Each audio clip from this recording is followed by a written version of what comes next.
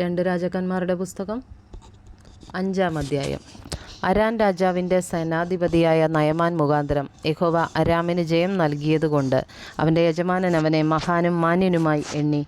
അവൻ പരാക്രമശാലിയെങ്കിലും കുഷ്ഠരോഗിയായിരുന്നു.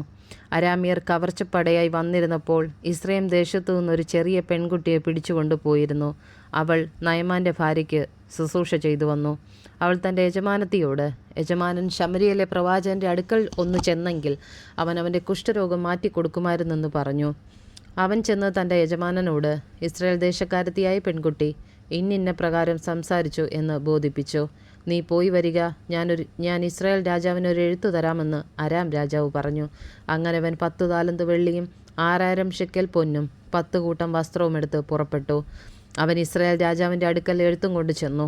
അതിൽ ഈ എഴുത്ത് കൊണ്ടുവരുന്ന എൻ്റെ ഭൃത്യൻ നയമാൻ്റെ കുഷ്ഠരോഗം നീ മാറ്റിക്കൊടുക്കേണ്ടതിന് ഞാൻ അവനെ നിൻ്റെ അടുക്കൽ അയച്ചിരിക്കുന്നെന്ന് എഴുതിയിരുന്നു.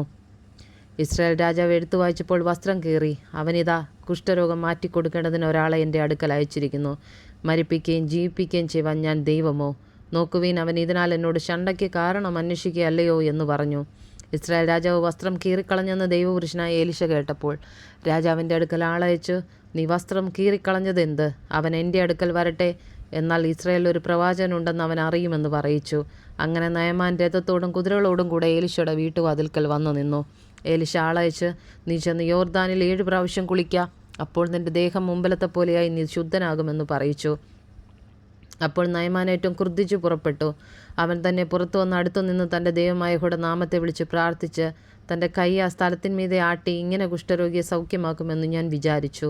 ദമ്മേശെക്കിലെ നദികളായ അബാനയും പർപ്പരും ഇസ്രായേൽ ദേശത്തിലെ എല്ലാ വെള്ളങ്ങളെക്കാളും നല്ലതല്ലയോ? എനിക്ക് അവയിൽ കുളിച്ച് ശുദ്ധനാകരുതോ എന്ന് പറഞ്ഞ് അവൻ ക്രോധത്തോടെ പോയി. എന്നാൽ അവൻ്റെ ഭൃത്യന്മാർ അടുത്തു വന്നവനോട്, പിതാവേ, പ്രവാചകൻ വലിയൊരു കാര്യം നിന്നോട് കൽപ്പിച്ചിരുന്നുവെങ്കിൽ നീ ചെയ്യാതെ ഇരിക്കുമോ? പിന്നെ അവൻ കുളിച്ച് ശുദ്ധനാക എന്ന് നിന്നോട് കൽപ്പിച്ചാൽ എത്രയധികം എന്ന് പറഞ്ഞു. അപ്പോൾ അവൻ ചെന്ന് ദൈവപുരുഷൻ്റെ വചനപ്രകാരം യോർദാനിൽ 7 പ്രാവശ്യം മുങ്ങി. അവൻ്റെ ദേഹം ചെറിയ ബാലൻ്റെ ദേഹം പോലെയായി അവൻ ശുദ്ധനായി തീർന്നു. പിന്നെ അവൻ തൻ്റെ സകല പരിവാരവുമായി ദൈവപുരുഷൻ്റെ അടുക്കൽ മടങ്ങി വന്നു. അവൻ്റെ മുമ്പാകെ നിന്നു. ഇസ്രായേലിൽ അല്ലാതെ ഭൂമിയിലെങ്ങൊരു ദൈവമില്ല എന്ന് ഞാനിപ്പോൾ അറിയുന്നു. ആകയാൽ അടിയൻ്റെ കയ്യിൽ നിന്നൊരു പ്രതിഗ്രഹം കൈക്കൊള്ളണമേ എന്ന് പറഞ്ഞു. അതിനവൻ, ഞാൻ സേവിച്ചു നിൽക്കുന്ന യഹോവയാണ്, ഞാനൊന്നും കൈക്കൊള്ളുകയില്ല എന്ന് പറഞ്ഞു. കൈക്കൊള്ളുവാൻ അവനെ നിർബന്ധിച്ചിട്ടും അവൻ വാങ്ങിയില്ല. അപ്പോൾ നയമാൻ, എന്നാൽ 2 കോവർ കഴുതച്ചുമട് മണ്ണ് അടിയന് തരുവിക്കണമേ. അടിയൻ ഇനി യഹോവയ്ക്കല്ലാതെ അന്യദൈവങ്ങൾക്ക് ഹോമയാകവും ഹനനയാകവും കഴിക്കയില്ല. ഒരു കാര്യത്തിൽ മാത്രം യഹോവ അടിയനോട് ക്ഷമിക്കുമാറാട്ടെ. എൻ്റെ യജമാനെ നമസ്കരിപ്പാൻ റിമ്മോൻ്റെ ക്ഷേത്രത്തിൽ ചെന്ന് എൻ്റെ കൈത്താങ്ങളോടെ കുമ്പിടുമ്പോൾ ഞാനും റിമ്മോൻ്റെ ക്ഷേത്രത്തിൽ നമസ്കരിച്ചു പോന്ന ഈ കാര്യത്തിൽ യഹോവ അടിയനോട് ക്ഷമിക്കുമാറാകട്ടെ. അവനോട് സമാധാനത്തോടെ പോക എന്ന് പറഞ്ഞു. അവനെ വിട്ട് കുറേ ദൂരം പോയ ശേഷം ദൈവപുരുഷനായ ഏലിശയുടെ ബാല്യക്കാരൻ ഗേഹസി, അരാമ്യൻ നയമാൻ കൊണ്ടുവന്നത് എൻ്റെ യജമാനൻ അവൻ്റെ കയ്യിൽ നിന്ന് വാങ്ങാതെ വിട്ടുകളഞ്ഞുവല്ലോ. യഹോവയാണ്, ഞാൻ അവൻ്റെ പിന്നാലെ ഓടിച്ചെന്ന് അവനോട് അല്പമെങ്കിലും വാങ്ങുമെന്ന് പറഞ്ഞു. അങ്ങനെ അവൻ നയമാനെ പിന്തുടർന്നു.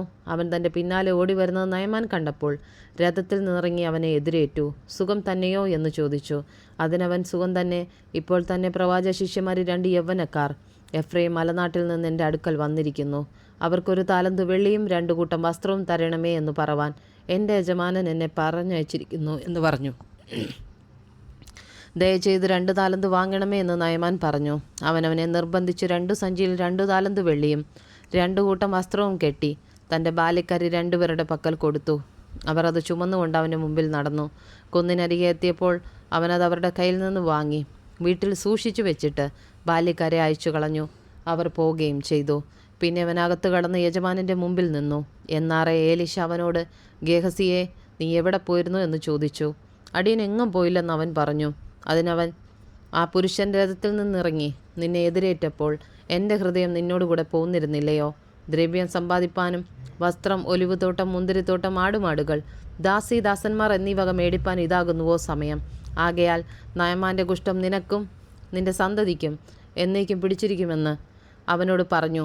അവൻ ഹിമം പോലെ വെളുത്ത് കുഷ്ഠരോഗിയായി അവനെ വിട്ട് പുറപ്പെട്ടുപോയി.